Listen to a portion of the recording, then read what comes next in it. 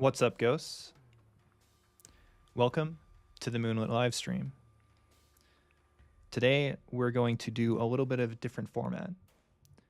Thank you for joining. First things first, I want to shout out our newest patron over on the Moonlit Ghost Patreon, Jacqueline Booth. Thank you so much for signing up as a orb. Thank you. That means the world to me. Today, we are going to read a story. The Bodom Murders. Comment. Let me know if you have heard of this or have any thoughts on what transpired. So let's get into it. This is my first time reading a story from a script live, so let's have some fun. I'm not too worried about it. Tonight we're going somewhere quiet, peaceful, a little too peaceful. A small lake in southern Finland, surrounded by pine trees and glass still water. Lake Bodom. If you didn't know anything about what happened here, you'd think it was the perfect place to camp, relax, swim, and maybe even fall in love. And that's exactly what four teenagers thought in the summer of 1960. There were two teenage girls and two teenage boys.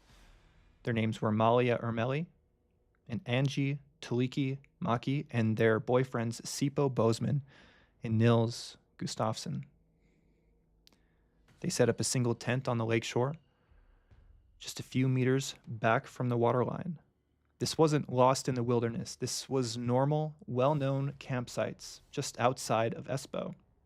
It was safe, familiar, and nothing like the kind of place where one of Finland's darkest mysteries would be born. They spent June 4th laughing, swimming, doing what teenagers do. The sun barely sets that time of year in Finland, so the whole night feels like twilight. They finally went to sleep sometime before dawn.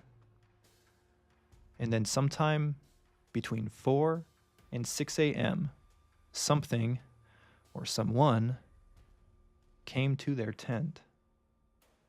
Whoever it was didn't unzip the entrance. They didn't try to lure anyone out. They didn't even say anything. The attack came straight through the tent walls.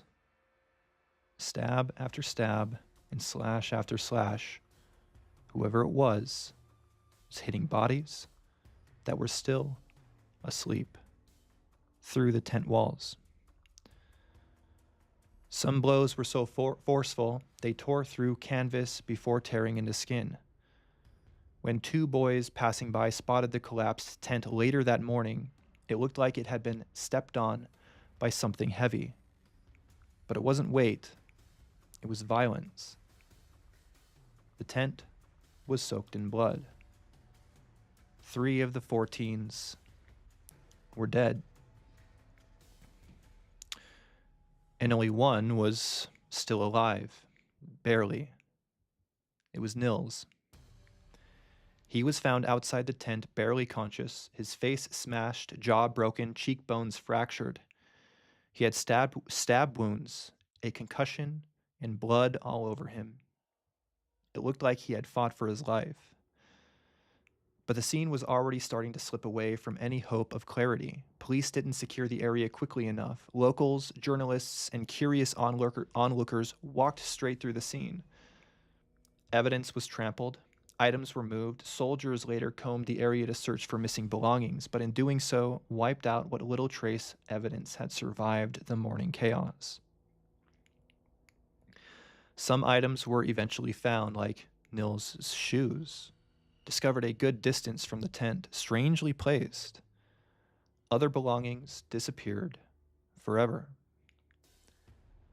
So from the very first hours, the truth was buried under footprints. So, let's talk suspects.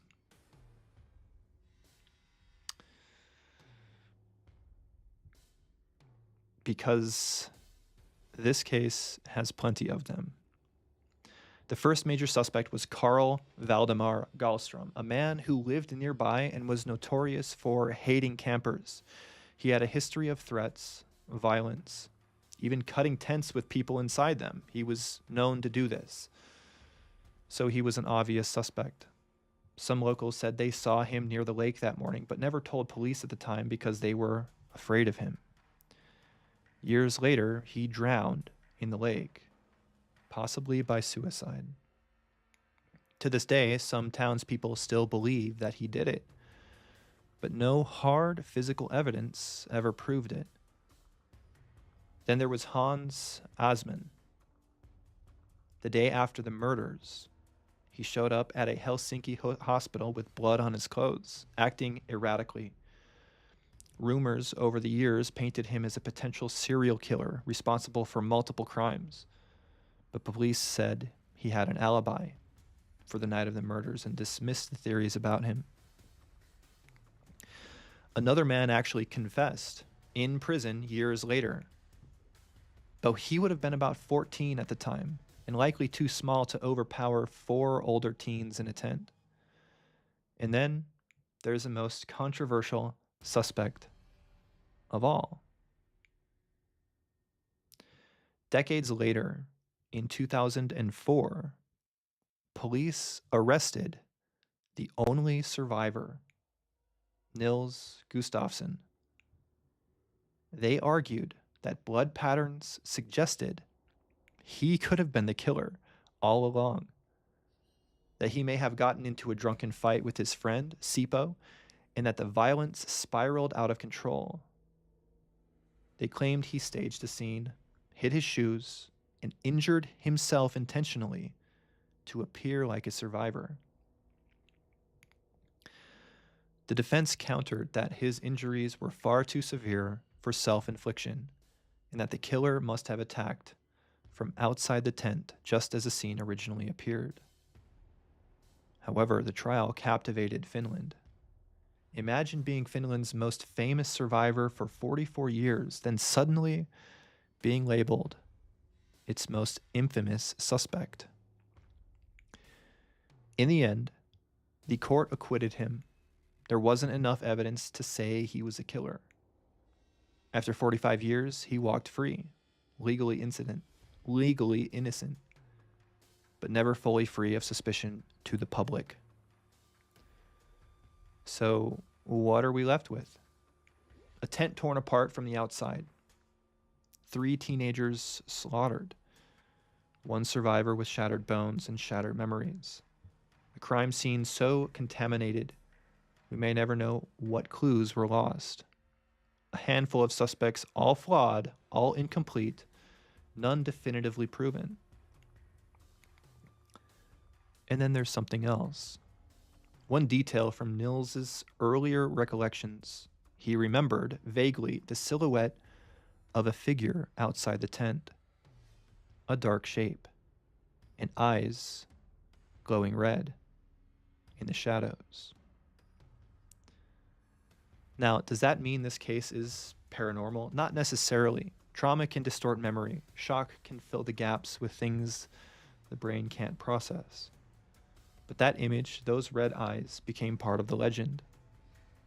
People began treating Lake Bodom like a haunting. The case inspired books, movies, even a famous metal band named Children of Bodom.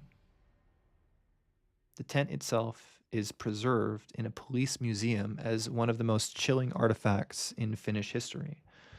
Tonight, though, I want us to step back from the legend and remember the human tragedy underneath. 4 teens went camping. 3 never came home. 1 lived, but spent the rest of his life carrying the weight of what happened there. And the truth, whatever it was, is still out there, somewhere between what was seen, what was remembered, and what was lost forever.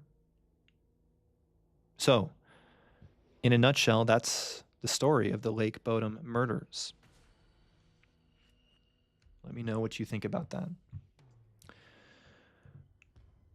So, right now, I I'm going. That's all I was going to read. So I'm off script right now, but I'm going to pause the creepy music here. I am still very much in the middle of figuring out a good format for these live streams. I know that I want to live stream Monday through Friday. I need a couple days off. I need the weekend off. I'm going to continue doing this, continue refining this process, whether it's reading stories, whether it's letting you guys follow along while I archive stories, research, or react to scary videos and interesting things like that. I'm going to experiment with these live streams, and your input is very helpful. What you guys think, what you guys like, I take it all into consideration. And thank you. So thank you for any of that insight and support. I next week I'm going to be live streaming, maybe on a little bit of a different schedule. I'm still going to jump on Monday through Friday, perfecting the format, sharing stories, looking at things. But it's going to be at a different time. Right now, I still am working a full-time job, and sometimes my schedule shifts. So maybe don't hold me to this, but I might be live streaming around noon, around 12 p.m. Monday through Friday next week. But I will probably put something out in the community, like on YouTube or on Patreon, and let you know for sure when those times are going to be.